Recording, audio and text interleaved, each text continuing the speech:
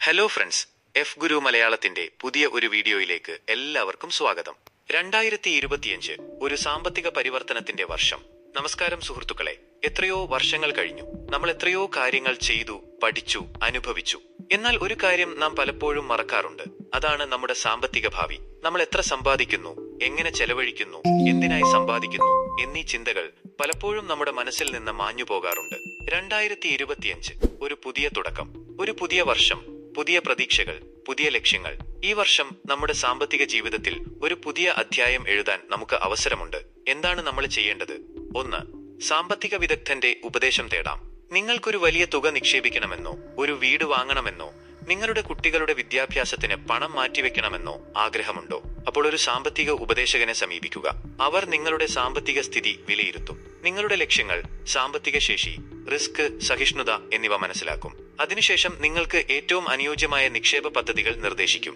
മാത്രമല്ല, നിക്ഷേപത്തിന്റെ ഗുണദോഷങ്ങൾ വിശദീകരിക്കും. നിങ്ങളുടെ ചോദ്യങ്ങൾക്ക് ഉത്തരം നൽകും. നിങ്ങൾക്ക് അവരുമായി നിങ്ങളുടെ സാമ്പത്തിക പദ്ധതികൾ പങ്കുവച്ച് അവരുടെ നിർദ്ദേശങ്ങൾ സ്വീകരിക്കാം. 2. നിക്ഷേപം വർദ്ധിപ്പിക്കാം. പണപ്പെരുപ്പം എല്ലാ വർഷവും പണത്തിന്റെ മൂല്യം കുറയ്ക്കുന്നു. ഇത് സാധാരണയായി അറിയപ്പെടുന്നത് പോലെ മറഞ്ഞിരിക്കുന്ന കള്ളനാണ്. ഉദാഹരണത്തിന്, ഇന്ന് 1 ലിറ്റർ പാലിന് 50 രൂപയാണെങ്കിൽ 5 വർഷത്തിന് ശേഷം അത് 70 രൂപയാകാം. അതിനാൽ നിങ്ങൾ എത്ര സമ്പാദിക്കുന്നുവോ അതിന്റെ ഒരു നിശ്ചിത ശതമാനം നിക്ഷേപിക്കുന്നത് അത്യാവശ്യമാണ്. ഇത് നിങ്ങളുടെ പണത്തിന്റെ മൂല്യം നിലനിർത്താൻ സഹായിക്കും. നിങ്ങളുടെ വരുമാനം വർദ്ധിക്കുമ്പോൾ നിങ്ങളുടെ നിക്ഷേപ തുകയും വർദ്ധിപ്പിക്കാം. ഇത് സീഡ് ഫണ്ടിംഗ് പോലെയാണ്. നിങ്ങൾ ചെറിയ വിത്തുകൾ വിതയ്ക്കുമ്പോൾ വലിയ മരങ്ങൾ വളരും. 3. അമിത ചെലവ് ഒഴിവാക്കാം. ക്രെഡിറ്റ് കാർഡുകൾ നമ്മളെ എളുപ്പത്തിൽ വലയിൽ വീഴ്ത്തും. എളുപ്പമായി ലഭിക്കുന്ന പണം നമ്മളെ അമിത ചെലവിലേക്ക് നയിക്കും. ഇത് ഒരു ഡോമിനോ ഇഫക്റ്റ് പോലെയാണ്. ഒന്നു പോയാൽ മറ്റൊന്നും താഴെ വീഴും. അമിത ചെലവ് കടബാധ്യതയിലേക്ക് നയിക്കും. ഉയർന്ന പലിശ നിരക്കുകൾ നിങ്ങളുടെ സാമ്പത്തിക സ്ഥിതി തകർക്കും. അതിനാൽ നിങ്ങളുടെ ആവശ്യങ്ങൾക്കനുസരിച്ച് മാത്രം ചെലവഴിക്കുക. 4. ധനകാര്യങ്ങൾ പതിവായി പരിശോധിക്കുക. 3-6 മാസത്തിലൊരിക്കൽ നിങ്ങളുടെ ബജറ്റ്, ചെലവുകൾ, നിക്ഷേപങ്ങൾ എന്നിവ പരിശോധിക്കുക. ഇത് നിങ്ങളുടെ സാമ്പത്തിക പുരോഗതി വിലയിരുത്താൻ സഹായിക്കും. നിങ്ങളുടെ ലക്ഷ്യങ്ങളിൽ നിന്ന് വഴിതെറ്റിയാൽ തിരിച്ചു വരാൻ സഹായിക്കും. ഇത് ഒരു ഹെൽത്ത് ചെക്കപ്പ് പോലെയാണ്. നിങ്ങളുടെ ശരീരം പരിശോധിക്കുന്നത് പോലെ നിങ്ങളുടെ സാമ്പത്തിക ആരോഗ്യവും പരിശോധിക്കുക. 5. അടിയന്തര സാഹചര്യങ്ങൾക്കുള്ള ഒരു ഫണ്ട് സൃഷ്ടിക്കുക.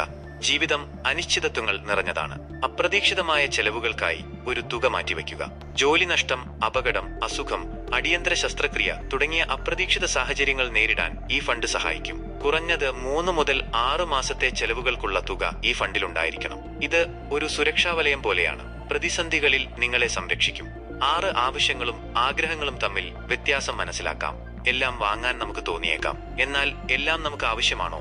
ആഗ്രഹങ്ങളും ആവശ്യങ്ങളും തമ്മിൽ വ്യത്യാസം മനസ്സിലാക്കുക. ആവശ്യങ്ങൾ നിറവേറ്റുക, ആഗ്രഹങ്ങൾ പരിമിതപ്പെടുത്തുക. ഉദാഹരണത്തിന്, ഭക്ഷണം, വസ്ത്രം, വാസസ്ഥലം എന്നിവ ആവശ്യങ്ങളാണ്. പുതിയ ഫോൺ, പുതിയ കാർ, വിനോദയാത്രകൾ എന്നിവ ആഗ്രഹങ്ങളാണ്. ആഗ്രഹങ്ങൾ നിറവേറ്റുന്നതിന് മുമ്പ് ആവശ്യങ്ങൾ നിറവേറ്റുക. എന്തുകൊണ്ടാണ് ഈ 6 കാര്യങ്ങൾ പ്രധാനമാകുന്നത്? സാമ്പത്തിക സ്വാതന്ത്ര്യം ലഭിക്കാൻ നമ്മൾ സാമ്പത്തികമായി ബുദ്ധിപൂർവമായ തീരുമാനങ്ങൾ എടുക്കേണ്ടതുണ്ട്. ഇത് നമുക്ക് സ്വപ്നങ്ങൾ സാക്ഷാത്കരിക്കാനും സുരക്ഷിതമായ ഭാവി ഉറപ്പാക്കാനും സഹായിക്കും. എങ്ങനെ തുടങ്ങാം? ഇന്ന് തന്നെ തുടങ്ങാം. ഒരു ചെറിയ തുക മാറ്റിവെക്കുന്നത് പോലും വലിയ മാറ്റത്തിന് തുടക്കം കുറിക്കും.